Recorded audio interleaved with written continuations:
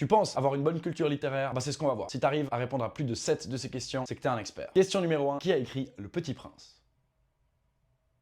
C'était en 1943 à New York, c'est Antoine de Saint-Exupéry. Numéro 2. Dans quel pays est né Franz Kafka? Il est né dans l'Empire austro-hongrois. Si t'as dit République tchèque, ça passe aussi. Question numéro 3. Quel est le prénom de Madame Bovary? Eh ben, le personnage de Flaubert s'appelle Emma. On passe aux questions un peu plus difficiles. Quel roman commence par ces mots? Aujourd'hui, maman est morte.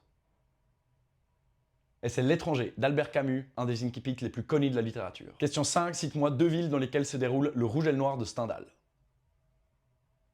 Alors en réalité, il y en a 3, Verrières, Besançon et Paris. Si tu en as 2, c'est tout bon. Question 6. Quel écrivain a refusé le prix Nobel de littérature en 1964? C'était Jean-Paul Sartre qui disait « On ne met pas un écrivain en cage avec un prix ». Question 7. Quel écrivain est connu pour sa trilogie Molloy, Malone et l'Innommable?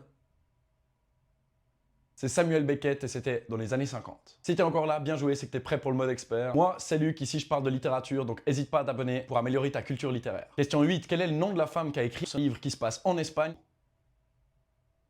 Ouais, il n'est pas évident celui-là, c'était L'œuvre au noir écrit par Marguerite Yourcenar, la première femme à avoir rejoint l'Académie française. Question 9. Quel écrivain français a écrit en 1938 un texte qui s'intitule Lettres aux paysans?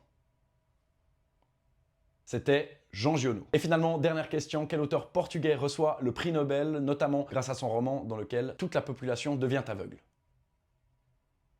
Eh ben, c'est José Samarago, et notamment justement pour cette œuvre qui s'appelle L'aveuglement. Alors, t'as eu combien? Si t'as plus que 7, t'es un expert en littérature, mais si t'as moins, t'inquiète pas, abonne-toi et tu verras, ta culture littéraire va s'améliorer très très vite.